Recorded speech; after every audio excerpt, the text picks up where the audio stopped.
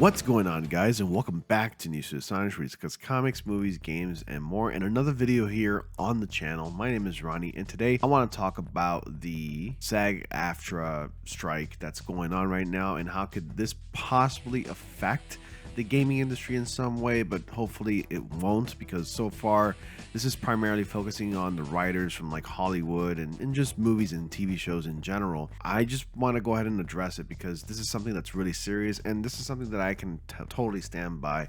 And after learning what writers have to deal with and what they get paid, it's like, wow, they really are going through a struggle right now. So we're gonna go ahead and get into the details in just a sec, but before I do that, be sure to like, subscribe, and click on the bell notification so y'all don't miss anything. And also follow me on my social media. The links to that is in the description box below, along with the invitation link to my Discord, which you can definitely join.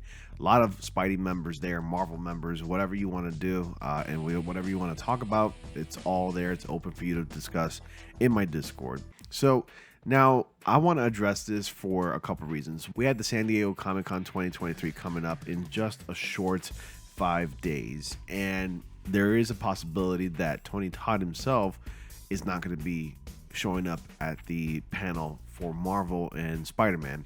And the reason why I say that is because compared to the rest of the actors who are in the panel, like Yuri Lowenthal, Tara Platt, and others, Tony Todd is a much bigger actor who has been in several movies, who has made several TV appearances.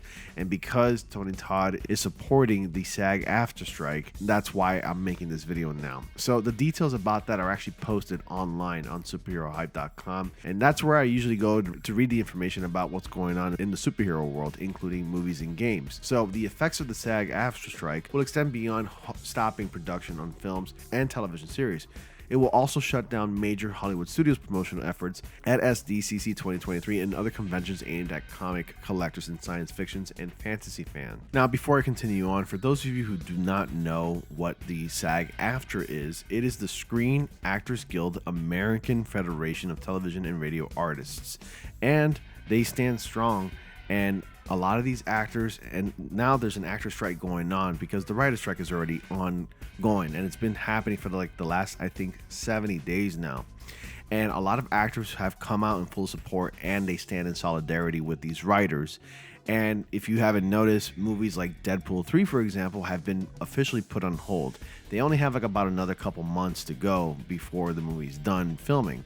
But because of this writer strike that's going on and the actors deciding to go on strike with the writers, it's officially put a lot of things on hold, and this could potentially affect the rest of the world, like the rest of the gaming industry, and it's just not looking really good right now. So the SAG-AFTRA is a union combining the Screen Actors Guild and American Federation of Television and Radio Artists, representing over 160,000 creative performers.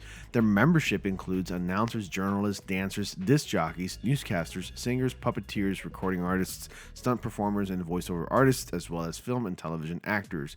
The SAG-AFTRA strike comes upon the heels of a strike orchestrated by the WGA, the Writers Guild of America, which started on May 2nd, 2023. While individual SAG-AFTRA members had voiced their support of the WGA strike, there was no organized effort to join them until the SAG-AFTRA and the Alliance of Motion Picture and Television Producers, AMPT, representing the studios, failed to agree upon a new 3-year contract. Like the WGA, SAG-AFTRA is concerned that their members are not being fairly compensated for new works produced for streaming services like Netflix or Disney Plus, nor for older series broadcast through streaming. Creators have lost old contracts based around reruns on cable networks rather than how often their work has streamed or downloaded.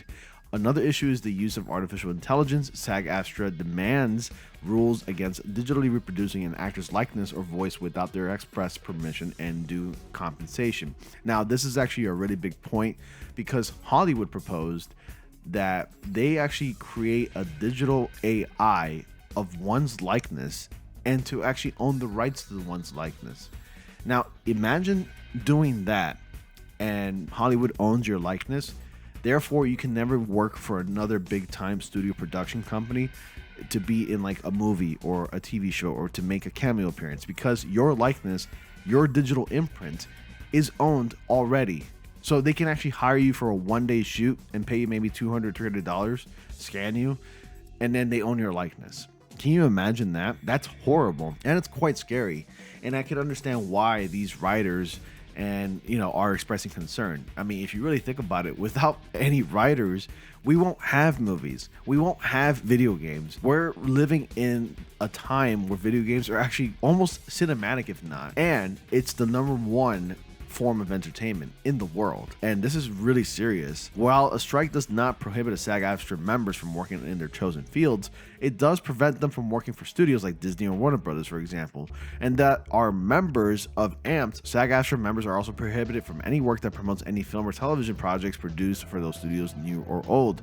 The Wrap reported that on SAG-AFTRA ruling released 48 hours before the strike began, which officially defined promotional work. The SAG-AFTRA strike specifically forbids members from participating in press junkets, film premieres, and fan events like San Diego Comic-Con. They are also forbidden from discussing current or upcoming work on social media. Marvel Studios and DC Studios both pulled out of the San Diego Comic-Con 2023 in anticipation of the SAG-AFTRA strike, not wanting to put up a poor showing by not having any writers or actors in the attendance. Other major studios followed suit, leaving industry insiders worried about whether events like SDCC can continue to be profitable with no actor appearances or trailer teases to engage the fans. However, the problems facing SDCC 2023 may only be the beginning, and I think it's also going to affect smaller conventions. Now, another example of this SAG-AFTRA strike and how it's affecting everything.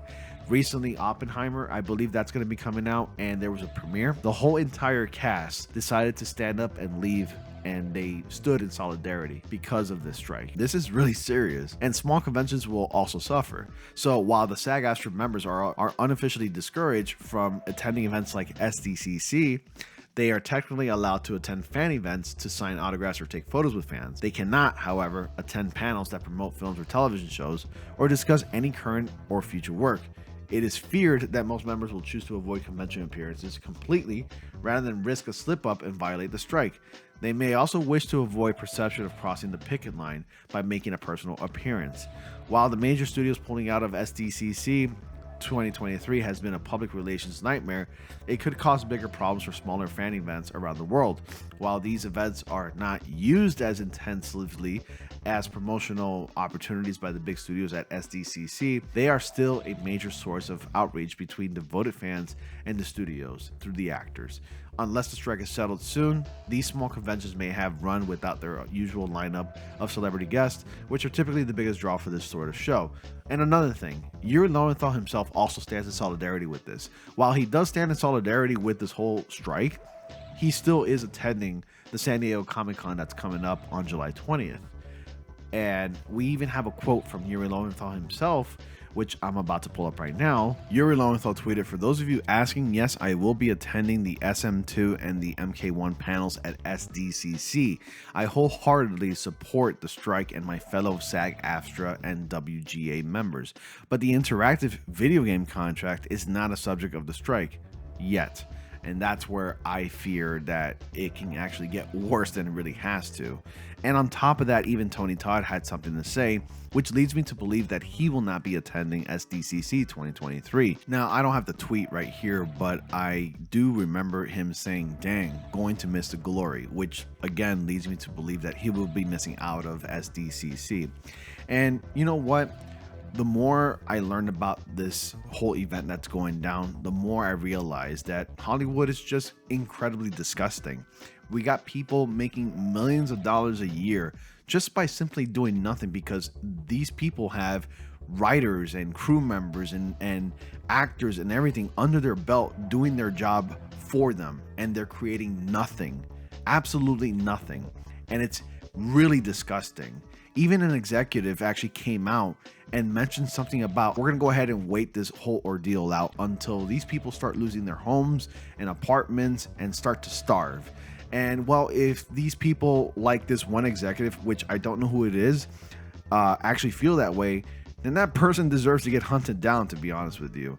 Yes, I said what I said, and normally I never wish any pain or harm on anybody, but that is an incredibly disgusting just view of life, really. Like, just to wish upon people to basically become homeless because you disagree with the strike. people are just fed up, and I'm actually kind of fed up for them, to be honest with you. Anyways, I just wanted to talk about this. This is just a concern that I really had. I think this can really potentially affect the gaming industry. Not saying that it is right now, but there's a possibility because, you know, a lot of members in the gaming industries who are actors and writers do have friends in the SAG-AFTRA strike, or they're actually members themselves. And, you know, we're just going to have to see how this plays out in the next coming weeks or so. You let me know your thoughts. Thank you all so much for watching. Be sure to like, comment, subscribe, and click on the notification so y'all don't miss anything. And as always, I will see you all in the next comic panel.